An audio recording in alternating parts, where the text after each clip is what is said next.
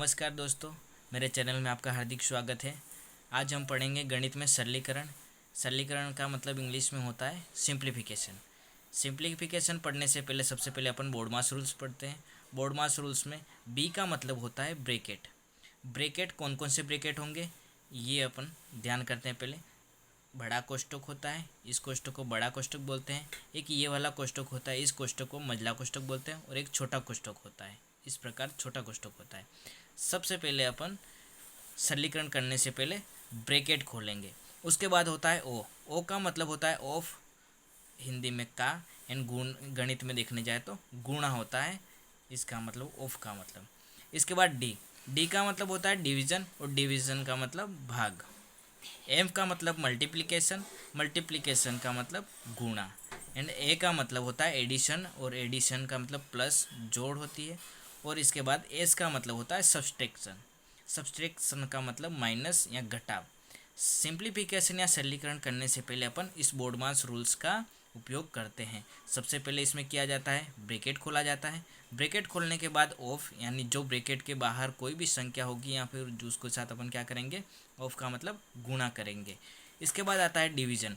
Of हो गया, bracket खोल दिया अपन ने। उसके बाद डिवीज़न मतलब उस समीकरण के अंदर आपका डिवीज़न दे रखा है, तो सबसे पहले आप डिवीज़न करोगे ब्रैकेट खोलने के बाद में। उसके बाद डिवीज़न आपने कर दिया।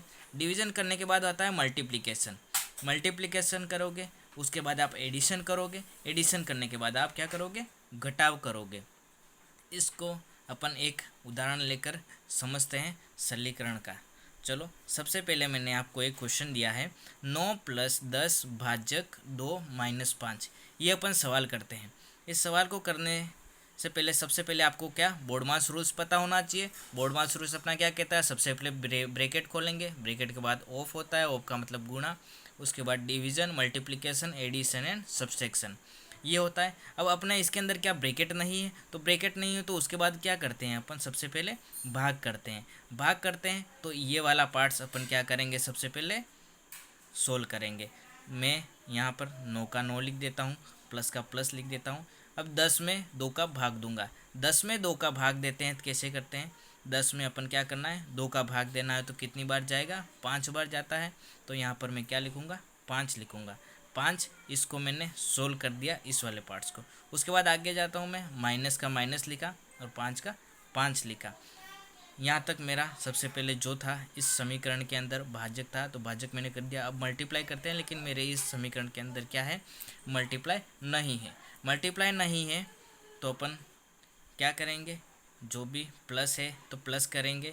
प्लस है मेरे यहाँ पे, देखता हूँ 9 प्लस, अब यहाँ पे देखो 5 - 5 है। अगर 5 - 5 करता हूँ तो यहाँ से सीधा 0 हो जाता है, तो इसको तो मैं 0 ही कर देता हूँ। ठीक है, ये 0 कर दिया तो यहाँ पे मेरा आंसर कितना आया, 9 आया ओनली 4, और यही मेरा क्या है, आंसर है। आगे मैं करता हूँ, एक दूसरा सवाल अपन करने जाते हैं। उससे समझते हैं कि अगर कोष्ठक आए या फिर ब्रैकेट आए तो उसको आप कैसे सोल्व करोगे। मेरा सवाल दे रखा है 45 + 8 भाजक 4, कोष्ठक में छोटा कोष्ठक है 3 - 2, ये अपने दे रखा है।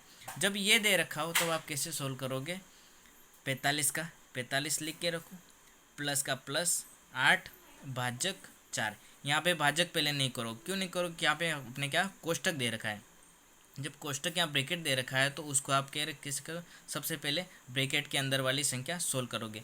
3 में से 1 गया, 3 में से 2 गए, तो आपके कितने बचेंगे, 1 बचेगा। 1 का 1 मैंने लिख दिया, लेकिन यहाँ पे कौन सा 1 है, माइनस का 1 प्लस का, वो भी आपको ध्यान में होना चाहिए।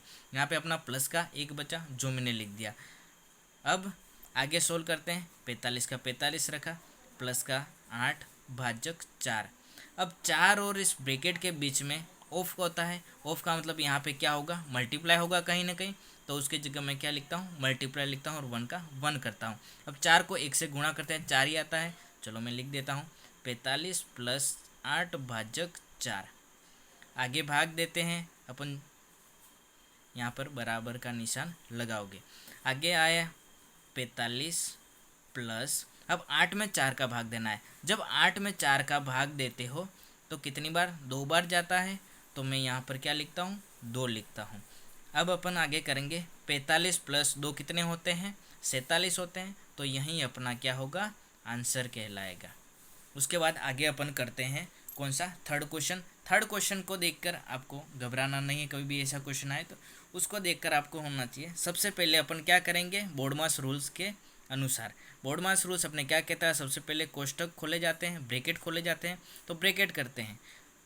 15 का 15 लिखा मैंने, उसके बाद प्लस का प्लस लिखा, ब्रैकेट का एज इट इज़ इसको अभी मैंने रखा, माइनस मझला कोष्टक को भी एज इट इज़ रखा, प्लस सबसे पहले इसमें क्या करेंगे, अगर सारे कोष्टक दे रखे हो तो छोटा कोष्टक खोलेंगे। छोटा कोष्टक खोलेंगे तो इसमें 6 माइनस 3 करते हैं तो क्या आएगा, 3 आएगा। ये कोष्टक अपना खुल गया। उसके बाद क्या बचा, मझला कोष्टक और बड़ा कोष्टक, मैंने ऐसा का ऐसा उतार दिया। अब आगे खोलेंगे अपन मझला कोष्टक। मझला कोष्टक खोलने से पहले आगे मैं स्टेप लिखता हूँ, 15 प्लस बड़ा कोष्टक 5 माइनस मझले कोष्टक के अंदर क्या है, 10 प्लस 3, 10 प्लस 3 कितना होता है, 13 होते हैं। तो यहाँ से मेरा क्या हो गया, मझला कोष्टक भी सोल्व हो गया। मझला कोष्टक सोल्व होने के बाद में अपने क्या बचा, एक और कोष्टक बचा। तो 15 प्लस इस कोष्टक को सोल्व करते हैं, 5 माइनस 13 है यहाँ पे, तो माइनस के 13 है और ये 5 प्लस के हैं। तो माइनस के 13 में से 5 गए तो कितने बचते हैं अपने, 8 बचते हैं। 8 बचते हैं, लेकिन वो किसके बचते हैं, माइनस के बचते हैं। तो यहाँ पे मैं क्या करता हूँ, माइनस का 8 लिखता हूँ। माइनस का 8 लिखा, इसको कोष्टक में इसलिए रखा कि मैंने प्लस लगा रखा है और प्लस माइनस में मेरी संख्या आई तो मैंने इसको एक बार क्या किया, माइनस में रख दिया। अब 15 का 15 उतारता हूँ, प्लस माइनस माइनस आता है और माइनस का क्या 8 आया। अब 15 में से 8 गए तो अपने कितने बचते हैं, यहाँ पे सोल्व करो, 15 में से 8 गए तो कितने बचते हैं,